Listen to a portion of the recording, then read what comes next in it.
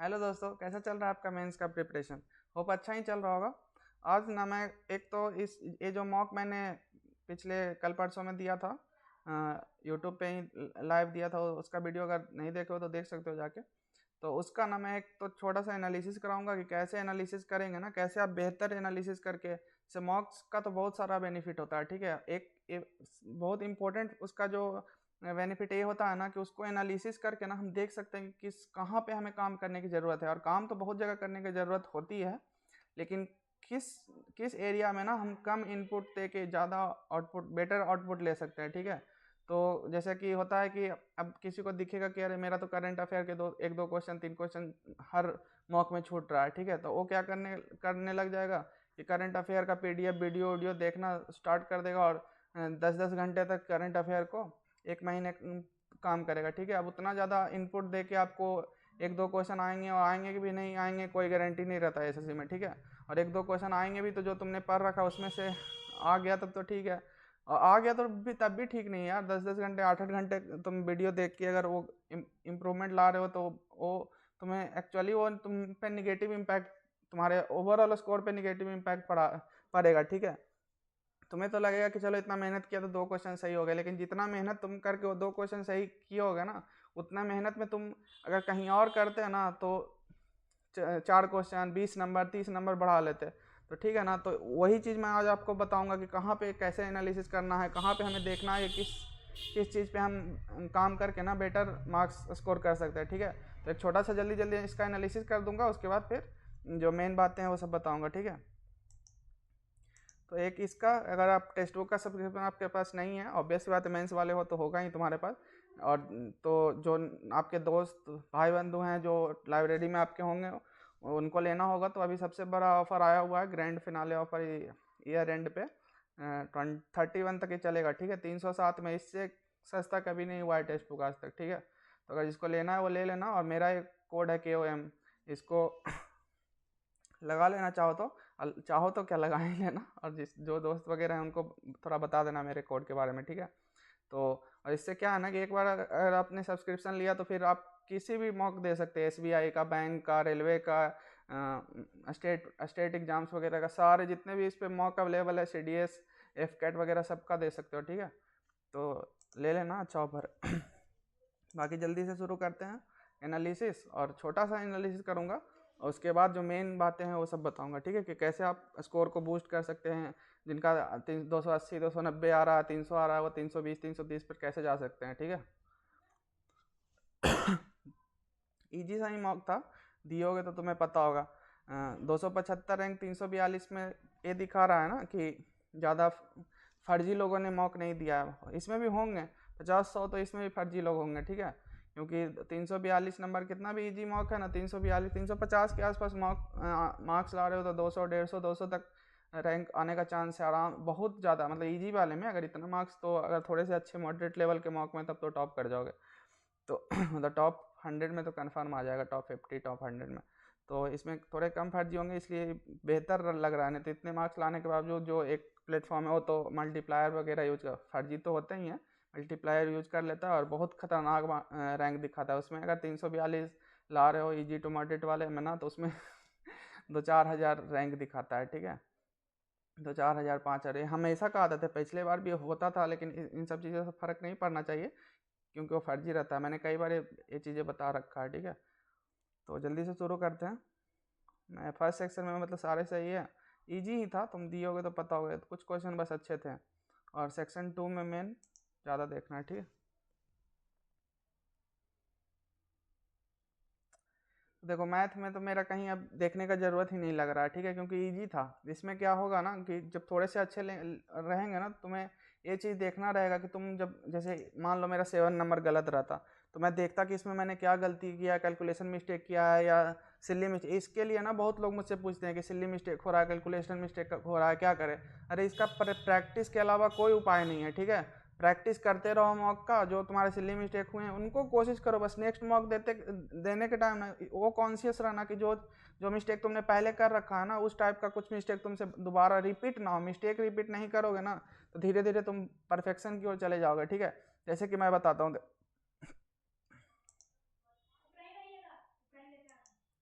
जैसे कि मेरा एक जो पिछले मेंस में ना मेरे से एक मिस्टेक हो, जबकि ऐसा मिस्टेक मैंने पहले भी कर रखा था लेकिन फिर भी हो गया था यार।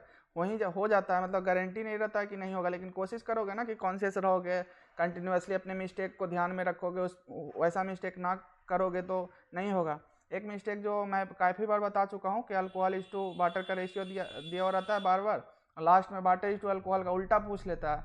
तो वो मिस्टेक मेरा एक हो गया था। अच्छा क्वेश्चन था, वो मैंने बना लिया था, उसके बावजूद मेरा वो उल्टा पूछ दिया था, मैंने सीधा टिक किया था, तो वो गलत हुआ था। तो अब उसके बाद से मेरा क्या हुआ कि अब जब भी तुम मुझे मॉक में देखते होगे ना, तो वैसा क्वेश्चन आता होगा तो जब एक बार मैं चेक जरूर करता हूँ, या तो ऑप्शन देखता हूँ कि अगर दोनों तरह के ऑप्शन है, जैसे 111:76 अगर ऑप्शन में है और 76:111 है, तो एक बार ध्यान उस क्वेश्चन पे जरूर लेके जाओ कि वहाँ पे उल्टा तो कहीं नहीं पूछ रहा है, ठीक है। तो इसी तरीके से सिली मिस्टेक जो इन तरीके का मिस्टेक होता है ना, जैसे किलोमीटर पर आवर वाला है, वो एक पंडित का मॉक था, उसमें गलत हो गया था, मीटर लास्ट में पूछ दिया था, मीटर पर सेकंड में आया था, लास्ट में किलोमीटर पर आवर में पूछ दिया था। तो ये सब छोटी छोटी मिस्टेक है जो गलती से ही हम सीखते हैं, गलत होंगे बार बार, उनको नेक्स्ट में आप ध्यान रखो कि इस टाइप का मेरा मिस्टेक हो रखा है। मतलब जितना ही ये सब मिस्टेक तुम मॉक में करोगे ना, एग्जाम में वो मिस्टेक करने का चांस कम हो जाएगा, ठीक है। तो ज़्यादा मॉक में होता है तो उतना ज़्यादा टेंशन लेने का बात नहीं, बस कॉन्शियस रहो, थोड़ा टेंशन लो, तभी वो जाके नेक्स्ट मॉक में या एग्जाम में जाके ना वो गलतियाँ नहीं करोगे, ठीक है। तो वो हो गया। और कैलकुलेशन मिस्टेक, यार कैलकुलेशन मिस्टेक जितना ज़्यादा प्रैक्टिस करोगे कैलकुलेशन मिस्टेक कम होगा। कैलकुलेशन मिस्टेक हमारा ना एक नर्वसनेस के कारण भी बहुत ज़्यादा होता है, अगर तुम बहुत ज़्यादा नर्वस हो गए तो मिस्टेक होने का चांस बहुत ज़्यादा हो जाएगा। तो एक इससे बचने का मैं एक तरीका बताता हूँ कि उसको अप्लाई कर सकते हो। जैसे कि मान लो कि तुम्हें 4th नंबर क्वेश्चन मिल गया जो कैलकुलेटिव है, जैसे मेंसुरेशन का क्वेश्चन हो गया, या मिक्सचर का बहुत घुमाया हुआ इधर उधर, या पार्टनरशिप का बहुत इतना 3 महीने के बाद इतना बढ़ा दिया है बी ने, इतना घटा दिया है, फिर 2 महीने के बाद इतना, मतलब बहुत ज़्यादा तुम्हें दिख रहा है ना कि इसमें क्वेश्चन ईजी है, आराम से हो जाएगा, लेकिन इसमें काफ़ी कैलकुलेशन है। 4थे नंबर पर मिल गया, 7वें नंबर पर मिल गया, तो इसको क्या करना ना, पता है तुम्हें कि बहुत आसानी से हो जाएगा सॉल्व, ठीक है, फिर भी उसको छोड़ देना, फिर भी छोड़ देना, तुम कितने भी मैथ के अच्छे हो ना, धुरंधर हो ना, उसको छोड़ देना, ठीक है। कुछ क्वेश्चन ना स्किप करना।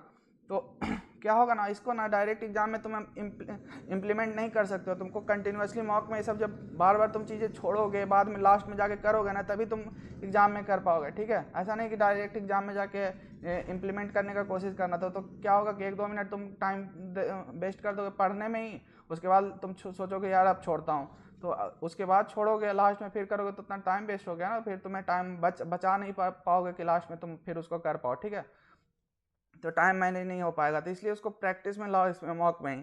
तो जब स्टार्टिंग में तुम्हारा क्या होता है ना, जब ऐसे कैलकुलेशन मिस्टेक हम लंबे वाले या थोड़ा कैलकुलेटिव सवाल अगर हम स्टार्टिंग में करने लगते हैं ना, तो उसमें हमारा दिमाग में ना ये चीज़ें चलते रहता है कि यार अभी तो 30 क्वेश्चन है, टाइम टिक टिक हो रहा है, समझ रहे हो।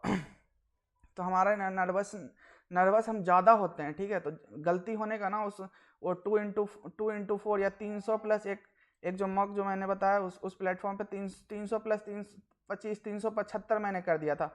और ये तुम अगर एक बार गलती हो गया ना, तो इसको 3 बार कर लो, 4 बार कर लो ना, ये पकड़ में आना ना बहुत मुश्किल होता है, क्योंकि तुम सेम मिस्टेक तुम्हारे माइंड में वही चीज़ चलता रहेगा। 300 प्लस 25 375, 300 प्लस 25 300, मैंने उस मॉक में ना 3 बार ये गलती किया था, फिर भी 3 बार इसको मैंने फिर से ट्राई किया था, ठीक है, लेकिन मुझसे पकड़ में नहीं आया, ठीक है।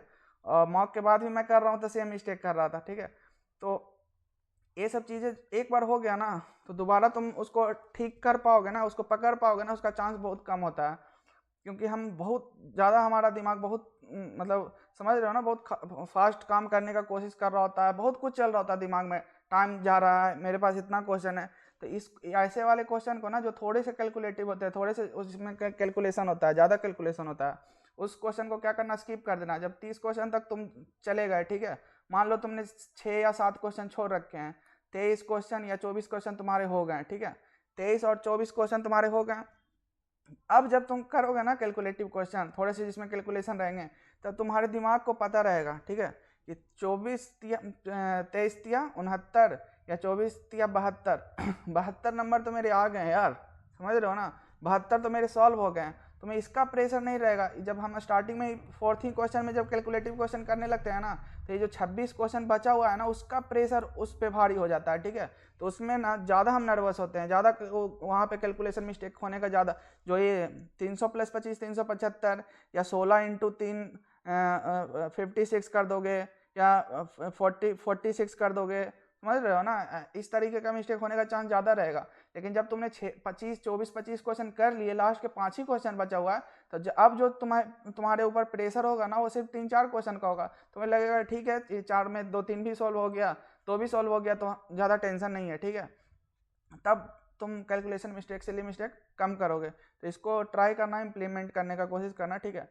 ये जो स्किप वाला चीज़ें होता है ना, जिनका लोअर लेवल थोड़ा ठीक ठाक होता है ना, उनके लिए बहुत आसान होता है, ठीक है। लेकिन जो जिनका मान लो मैथ फेवरेट सब्जेक्ट है या मैथ काफ़ी अच्छा उन्होंने कमांड कर रखा है, उनके लिए बहुत मुश्किल होता है। मेरे लिए भी स्टार्टिंग में ना बहुत मुश्किल होता था, मुझे लगता था यार कैसे छोड़ दे जब मुझे आता है, तो सारे क्वेश्चन तो आते ही, फिर तुम छोड़ोगे कब कैसे, समझ रहे हो। तो इसमें ना बहुत दिक्कत होती है, मेरे से भी बहुत दिक्कत होता था। लेकिन पिछले साल मैंने इसको पे बहुत काम किया था, ठीक है। अच्छे अच्छे लेवल के मॉक जब लगाते हैं ना, तो ये सब स्किपिंग वगैरह अपने आप सीख जाते हैं। जब हमें दिखता है कि अरे एक दो क्वेश्चन में मिस्टेक करके मैंने टाइम वेस्ट कर दिया, लास्ट के इजी क्वेश्चन 8 क्वेश्चन 6 क्वेश्चन छूट गया, तो अच्छे लेवल का जब मैंने मॉक किया था, तो ये सब धीरे धीरे फिर मैं नेक्स्ट मॉक से इम्प्लीमेंट करने लगा था, और लास्ट तक जाते जाते बहुत अच्छा हो गया था। नहीं तो मेरा भी पिछले साल जो मेंस में अच्छा पेपर थोड़ा सा आया था ना मैथ का, थोड़ा सा कुछ क्वेश्चन अच्छे लेवल के आए थे, उसमें मैं भी फंस जाता और मेरे भी पेपर खराब हो जाता। मैंने भी स्किप कर रखे थे, लेकिन स्किप करने के दरमियान क्या होता है ना, कभी कभी इजी क्वेश्चन भी छूट जाएंगे। इजी क्वेश्चन भी तुम्हें देखने में लगेगा अरे यार लगता है कुछ टफ है, छोड़ दो, कोई बात नहीं कोई बात नहीं, लास्ट में तुम करोगे वो जल्दी हो जाएगा, तुम्हारे पास टाइम बच जाएगा। मेरे साथ भी ऐसा हुआ था, मैंने अच्छे क्वेश्चन कर लिए थे वो मिक्सचर वाला भी क्वेश्चन था, उसमें थोड़ा ज़्यादा टाइम दे के मैंने कर लिया था, लेकिन कुछ क्वेश्चन थे इजी थे, लेकिन उनको छोड़ दिया था। कोई बात नहीं, लास्ट में मेरा टाइम बचा था, आराम से मैं कुछ क्वेश्चन को आराम से टाइम दे के फिर कर लिया था, ठीक है। तो इन सब चीज़ों का इम्प्लीमेंट करो। और रीजनिंग को ना, रीजनिंग में कुछ क्वेश्चन होते हैं ना जो कैलकुलेटिव होते हैं, ठीक है।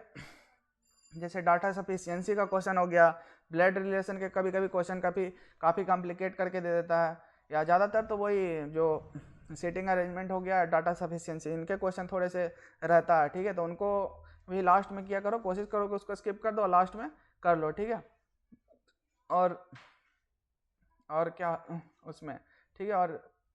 और रीजनिंग की एक और इम्पोर्टेंट चीज़ है कि कभी कभी ना, जैसे एनालॉगी का क्वेश्चन हो गया, कभी कभी एक कोडिंग डिकोडिंग हो गया, क्या होता है ना, बहुत इजी रहता है क्वेश्चन, ठीक है, बहुत इजी रहेगा, कुछ तरीका लग रहा होता है, लेकिन उस टाइम ना हो सकता है ना, तुम अगर एक बार में तुमसे नहीं हुआ ना, तुमको एक 30 सेकंड 40 सेकंड 50 सेकंड में अगर नहीं हुआ तो उसको एकदम छोड़ के आगे बढ़ जाओ।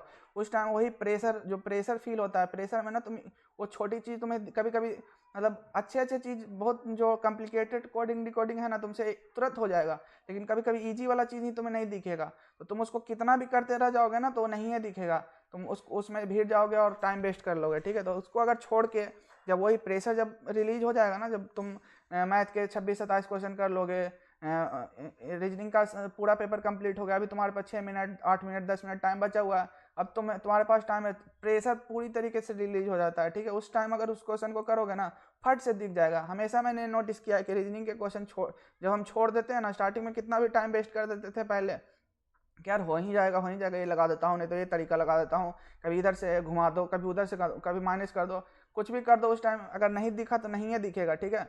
और लास्ट में वही उसको तुम छोड़ दिए, लास्ट में जाओगे तो अरे यार ये तो फट से दिख गया, ये तो इतना ईजी था यार, ये तो फट से, ऐसे ही तो बहुत जल्दी दिखेगा अगर लास्ट में जाओगे, प्रेशर रिलीज होने के बाद जब उसको देखोगे ना तब।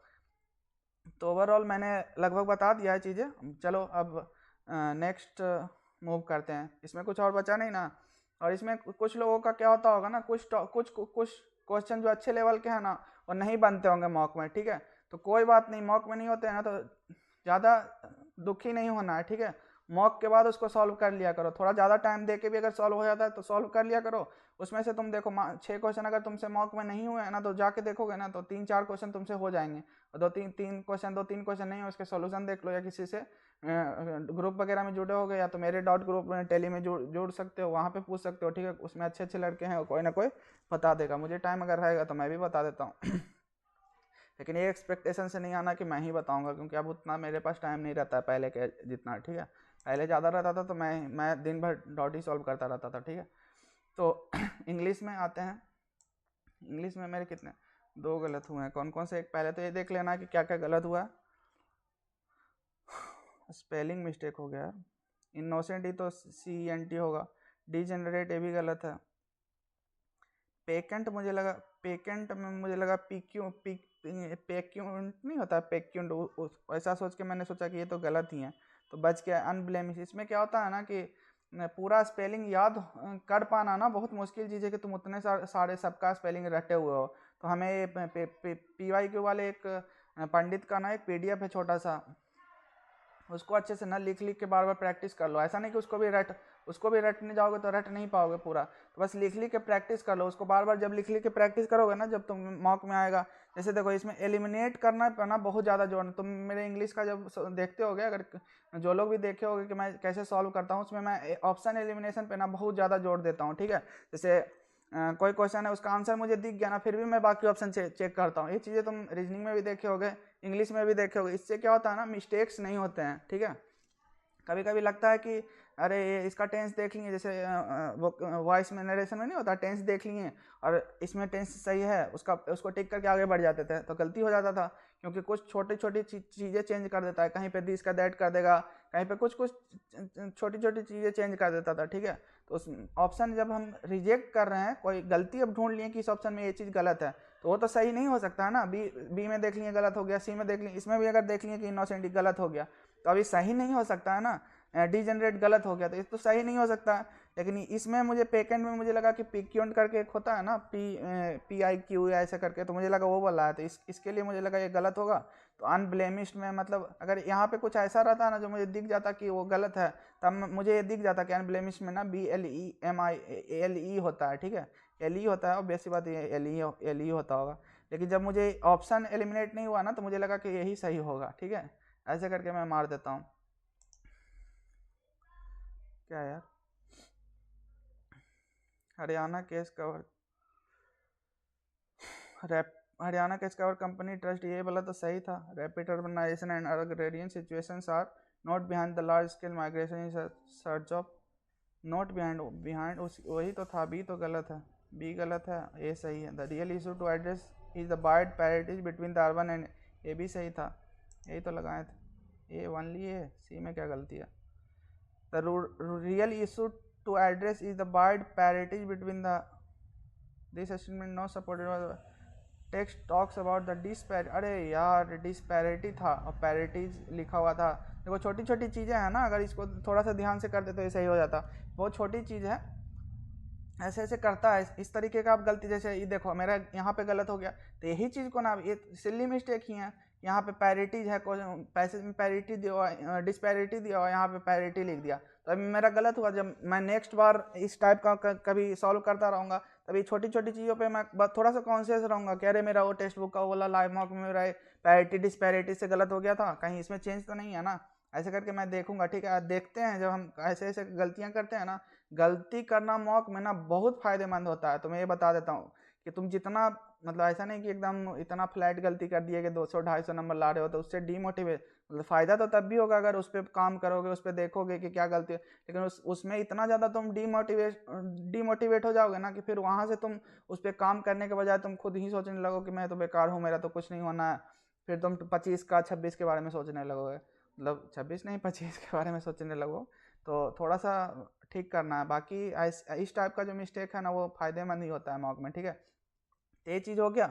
बाकी हम इंग्लिश में ना और चीज़ क्या देखेंगे ना, कि अभी तो मुझे 2-3 दिन हो गया ना इसको दिए हुए, तो मुझे ध्यान नहीं है कि जैसे इंग्लिश में ना कुछ क्वेश्चन ऐसे होते हैं ना जिसमें हमें थोड़ा सा डाउट होता है कि यार बी, दो ऑप्शन एलिमिनेट हो जाता है, 2 ऑप्शन देख के हमें लगता है कि इन दोनों में से कोई होगा, उसको हम लगा देते हैं, ठीक है।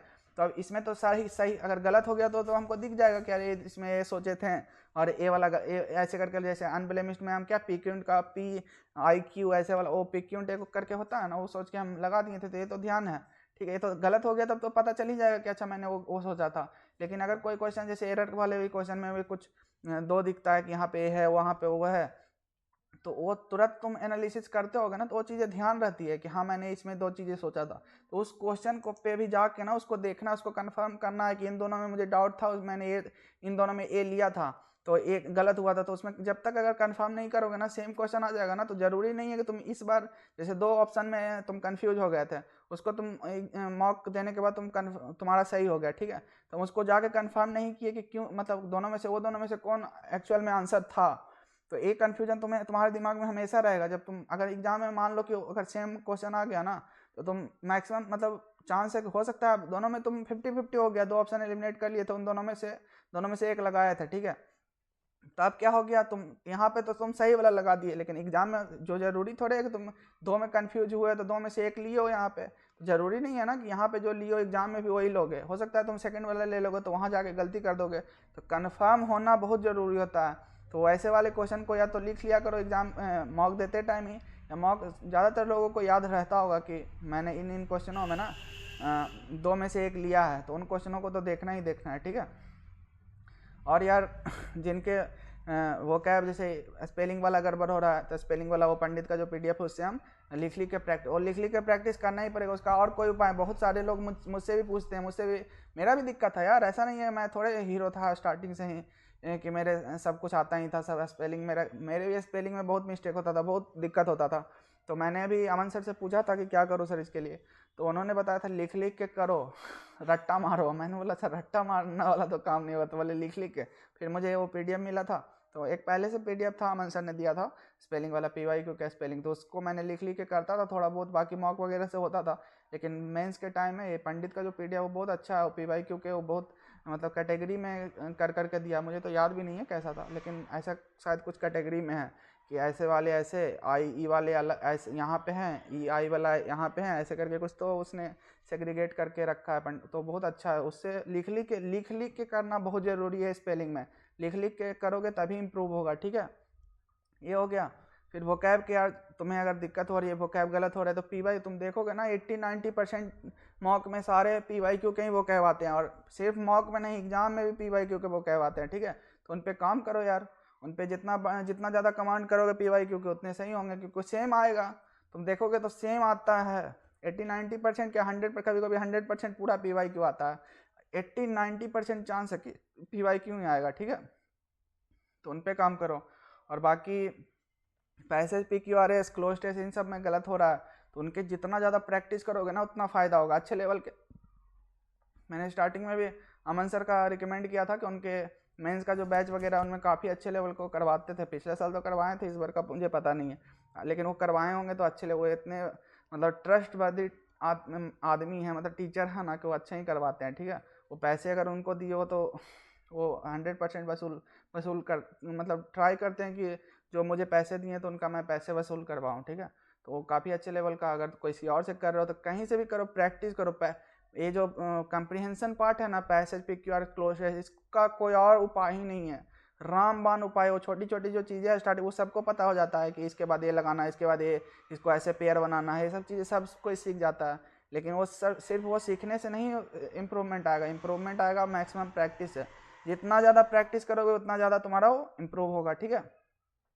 और एरर वगैरह तो यार अब तक तो तुम ठीक ठाक हो रहा होगा, थोड़ा बहुत अगर तुम्हें लग रहा है कि हाँ इस टॉपिक के जैसे देखिए कि अरे यार ये तो पढ़ा हुआ था मैं भूल गया था उसके एक बार नोट्स पलट लो यार, लास्ट के टाइम बच रहा है, थोड़े थोड़े जल्दी पलट लो, थोड़े बहुत क्वेश्चन प्रैक्टिस कर लो। मतलब पूरा देखने जाओगे, अगर तुम्हें नीड ऐसा लग रहा है कि पूरा नीड है मुझे, तो पूरा एक बार पलट लो।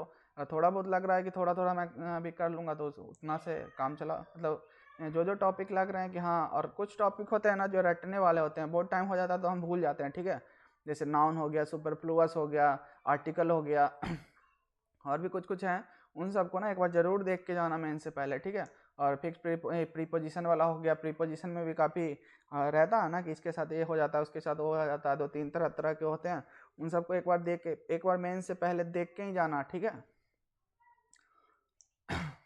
जीएस में तो यार वही है कि एक बार तुम एनालिसिस करो, और इसके ये मॉक वाले आजकल बहुत अच्छा एक्सप्लेनेशन वगैरह दे रहे हैं। जैसे कि ये तो आज मतलब क्वेश्चन ही था, ये तो मैंने तुक्का लिया था शायद जहाँ की हम आए थे, इसके बारे में थोड़ा बहुत पढ़ लेंगे, इससे रिलेटेड कुछ और क्वेश्चन आएगा तो नेक्स्ट बार में बना देंगे। और जो नहीं भी बना है उनको भी एक बार पढ़ लेना। मंजदा से जो फोक डांस जम्मू कश्मीर का है ये फोक डांस ना मैंने पढ़ा ही नहीं था, क्योंकि मेंस में नहीं आते हैं और प्री में आते थे, तो मैंने सोचा था प्री में मैं मैथ और इंग्लिश और रीजनिंग से ही मैं निकाल लूँगा, ठीक है। 150 में टारगेट करता था कि 140 प्लस तो कम से कम लेके आऊँगा। जीएस में 20 नंबर 15-20 नंबर तो कम से कम कितना भी ख़राब जाएगा तो आ ही जाएगा, 20-25 नंबर 25 नंबर के आसपास मैंने कर लिया था। हालांकि मेरे प्री में कम ही नंबर थे, 13 नंबर शायद थे, क्योंकि मेरे कुछ कॉन्फिडेंस वाले क्वेश्चन गलत हो गया था। अच्छा थोड़ा मेरे शिफ्ट में पूछ दिया था, ठीक है। और उतना लेवल मेरा उतना जीएस में उस टाइम नहीं था। उसके बाद मेंस के टाइम मैंने जीएस पे बहुत काम किया था। ये सब डांस फेस्टिवल ये सब मैंने कभी किया ही नहीं था, ठीक है। स्टॉप पर फुटबॉल में है तो इसको थोड़ा बहुत इसको पढ़ने से ना बहुत बेनिफिट होगा, खास करके ना जैसे कि ये तो क्वेश्चन उतना मतलब इस टाइप का क्वेश्चन मेंस में उतना नहीं आता। खास करके कुछ क्वेश्चन होंगे ना, जैसे 5 ईयर प्लान का हो गया, अरे 5 ईयर प्लान ही है यो नहीं, ये सब थोड़ा बहुत इसके एक्सप्लेनेशन वगैरह एक बार ना गो थ्रू हो जाओगे ना, तो उस टाइप के अगर आएगा तो तुम्हारे माइंड में रहेगा, ऑप्शन देख के ना तुम लगा पाओगे। सब कुछ रटना पॉसिबल नहीं होता है जीएस में, ठीक है। लेकिन एक बार गो थ्रू हुए रहोगे ना तो ऑप्शन देख के ना तुम्हें लगेगा कि हाँ ये पढ़ा पढ़ा सा लग रहा है। 5 ईयर प्लान सोशलिस्टिक पैटर्न तो पहली बार क्या था यार, डोराद होमार मॉडल जो था उसी में था ना यार। सोशलिस्टिक तो ये सेकेंड ईयर प्लान, ये सब बहुत इंपॉर्टेंट है। इसको तो एक एक पॉइंट तुम्हें पढ़ना चाहिए, सब जो इंपॉर्टेंट, जैसे 5 ईयर प्लान का आ गया, सेंसर का कोई क्वेश्चन आ गया तुमसे गलत हो गया तो इसके जो एक्सप्लेनेशन है एक एक पॉइंट बहुत अच्छे से पढ़ो, ठीक है। क्योंककि ये बहुत इंपॉर्टेंट टॉपिक्स हैं, इनके क्वेश्चन तो आएगा ही आएगा, कन्फर्म है, कन्फर्म रहता है इसका, ठीक है। हर मेंस का उठा के देख लो, 2022-23 जो हुआ है, CHSL 24, CHSL CGL 3 4 5 मेंस हो गया ना, सबके उठा के देखना, इसके क्वेश्चन रहेंगे ही रहेंगे। गीत सेट्ठी इसका क्या था यार, खेल रत्न सबसे पहले किसको मिला था? गीत सेट्ठी तो कुछ पढ़ा पढ़ा सा लग रहा था। अब इसको देखो एक बार पढ़ गो थ्रू हो जाना, ठीक है। तो करना मैसमरी था ना यार, फर्स्ट इंडस वोमेन थी क्या? केडी जादव कौन था यार? चलो इसको एक बार मतलब पढ़ लेना, ऐसे ही करके गो थ्रू हो जाना, ठीक है। APJ अब्दुल कलाम का कौन सा था? मिशन इंडिया और इंडिया 2020 ये दोनों तो था। ल्यूमिनस पार्क मार दिए थे, डेवलपमेंट ऑफ इंडिया ने, डेवलपमेंट एज फ्रीडम नहीं है, ल्यूमिनस पार्क है। ये मिशन इंडिया 2020, एक विंग्स ऑफ फायर, ये दो तीन मुझे तो पता था इनका। एपीजे विंग्स ऑफ फायर तो मैंने पढ़ भी रखा है। ल्यूमिनस पार्क तो है इनका। United mind, indomitable spirit, inspiring thoughts, development as freedom is Amartya Sen के द्वारा लिखा हुआ है। चलो तो ये सब थोड़ा देख लेना। अमर्त्य सेन भी ना काफ़ी इंपॉर्टेंट है, इनका कुछ बुक वगैरह है तो इम्पोर्टेंट ही होगा, ठीक है। और एक ना इसमें क्या बोलते हैं, करंट अफेयर में ना यार, ये एक दो तुम मेंस के देखे होगे ना, जैसे एक दो मैंने मेंस का जो मेंस दिया था मैंने, उसमें ना एक क्वेश्चन पूछा था कि ये योजना मतलब लाडली बहना योजना करके, नहीं लाडली बहना योजना नहीं आया था, एक कोई तो बहना करके योजना था। तो मैंने सोचा कि बहना करके तो बिहार यूपी या झारखंड वाले ही बोलते हैं, उसमें झारखंड ऑप्शन था तो मैंने लगा दिया था, जबकि वो गलत हो गया था। बहना करके शायद कोई योजना था, कौन सा योजना था मुझे याद नहीं है, भाई बहन बहन योजना ऐसे करके कुछ तो ये था एग्जैक्ट। अब 1 साल से ज़्यादा हो गया यार, उतना मुझे याद नहीं। तो चलो ओवरऑल मैंने बता दिया, बाकी कुछ छूट रहा होगा तो कुछ पूछना होगा तो कमेंट करके बताना, और लाइक शेयर सब्सक्राइब करना यार। इतना मैं ट्राई करता हूँ तुम लोग के लिए कुछ अपना इनपुट, अपने तरफ से कुछ इनपुट देने के लिए, सजेस्ट करने के लिए, तो तुम लोग भी थोड़ा सा मेरा ये शेयर वगैरह करना वीडियो वगैरह, ठीक है। और ठीक है, जय हिंद जय भारत। और इसका वही टेक्स्ट बुक का सब्सक्रिप्शन जिसको लेना होगा KM कोड लगा के ले लेना, अभी सबसे अच्छा ऑफर 307 रुपये में समथिंग मिल रहा है, ठीक है। तो चलो बंद करते हैं यार। लाइक शेयर और सब्सक्राइब वगैरह जरूर करना, और कमेंट करके बताना, ठीक है, कैसा लगा तुम्हें और कौन सा पॉइंट तुम्हें बढ़िया लगा, ठीक है, मेरा जो तुमको लगा कि हाँ इस पे मैं काम करूँगा।